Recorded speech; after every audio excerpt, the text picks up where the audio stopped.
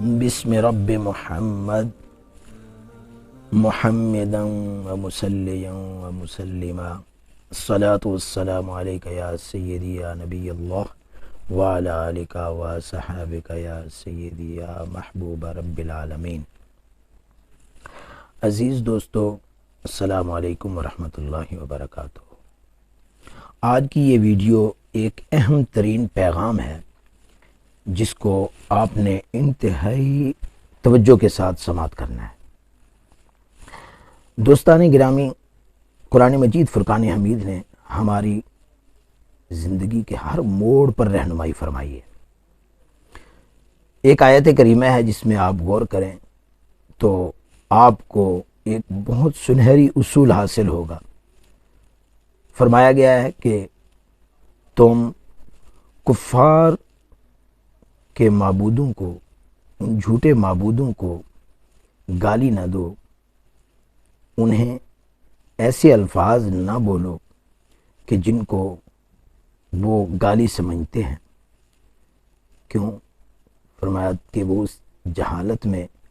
معبود برحق کو نعوذ باللہ من ذالک نازیبا الفاظ بکیں گے، اور تمہارے پاس طاقت اور غلبہ نہ ہونے کی وجہ سے تم ان کا کچھ بگاڑ نہیں سکو گے۔ وہ تمہارے سامنے معبود برحق کے لیے نہ بولے جانے والے الفاظ جب بولیں گے تم انہیں روک نہیں پاؤ گے۔ تو اس طرح تمہارے وجہ سے، تمہارے اس مذمتی کلام کی وجہ سے معبود برحق کی توہین اور بے ادبی ہوگی۔ بالکل اسی طریقے سے اگر آپ کسی ایسی جگہ پر ہیں، کہیں ایسے لوگوں میں موجود ہیں جہاں پر ان کا غلبہ ہے، جہاں پر ان کو طاقت ہے، اگر آپ اہل حق کو ماننے والے ہیں، پھر اہل باطل کے بعض ایسے لوگوں کو جن کو اہل باطل اپنا بڑا مانتے ہیں، اپنا قائد مانتے ہیں، اپنا رہبر رہنما مانتے ہیں، تو جب آپ کوئی مذمتی الفاظ ان کے بارے میں بولیں گے، کوئی توہین کے کلمے جس کو وہ توہین کہتے ہیں، ہم تو نہیں اہانت اور توہین کہیں گے اس کو، ہم تو اس کو مذمت کے الفاظ بولیں گے نا، یعنی جس کو وہ توہین سمجھتے ہیں اپنے قائدین کے لیے، تو اگر آپ ایسے مذمتی الفاظ بولیں گے تو لا محالہ جب غلبہ ان کا ہے، جب طاقت ان کے ہاں ہے اور آپ کے ہاں ایسی طاقت نہیں ہے کہ آپ اہل حق کی جو وہ اہانت کریں اس کو روک سکیں، تو پھر اس کے نتیجے میں وہ اہل حق کے لیے جو توہین کریں گے اس کا سبب آپ بنیں گے اور اس کا وبال بھی آپ پر ہوگا۔ لہٰذا تمام اہل حق کو، بالخصوص فکر حق چشتیہ کے ساتھ تعلق رکھنے والے احباب کو یہ میں ایک گزارش کرتا ہوں کہ کبھی بھی اہل باطل کے ایسے لوگوں کو جن کے ساتھ ان کی جھوٹی عقیدت منسلک ہے، ان کو مذمت کے الفاظ کے ساتھ یاد نہ کریں، تاکہ اہل حق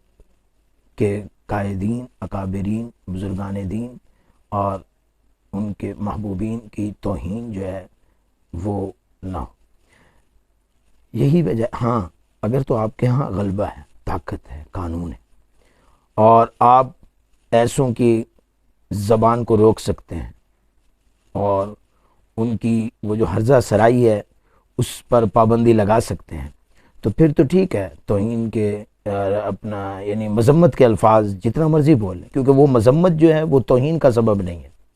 یعنی یوں سمجھ لیجئے کہ ایسی مذمت کرنے کی اجازت ہے، ایسی جگہ پر مذمت کرنے کی اجازت ہے جو پھر اہل حق کی توہین کا سبب نہ بنے۔ اچھا، یہاں پر یہ بھی یاد رکھیے کہ ایک ہے اہل باطل کا رد کرنا اور بات ہے، ان کی مذمت کرنا اور بات ہے۔ یعنی مذمت کرنے کی اجازت وہاں ہے جہاں پر اہل باطل کی مذمت اہل حق کی توہین کا سبب نہ بنے۔ اگر اہل باطل کی مذمت، ان کے خلاف ایسے الفاظ بولنا جس کو وہ گالی سمجھتے ہیں، اگر وہ اہل حق کو گالی دینے کا سبب بنے تو اس کی پھر شرع شریف میں اجازت نہیں ہے۔ تو اسی لیے آپ تردید باطل کریں، ٹھیک ہے، تذلیل باطل کی اجازت ضرور ہے شرع شریف میں، اس میں رکاوٹ نہیں ہے، لیکن اس کا اصول ہے، اس کا قاعدہ ضابطہ ہے کہ باطل کی تذلیل وہاں کریں جہاں اہل حق کی توہین کا وہ سبب نہ بنے۔ اللہ تبارک و تعالی ہمیں اہل حق کی کما حق کو ہو تعظیم بجا لانے کی توفیق عطا فرمائے۔ کبھی بھی میں اپنے تمام متعلقین سے یہ گزارش کروں گا کہ کبھی بھی کسی کے قائد، کسی کے رہبر رہنما کی ایسی مذمت نہ کریں کہ جو آپ کے قائدین کی توہین کا سبب بنے۔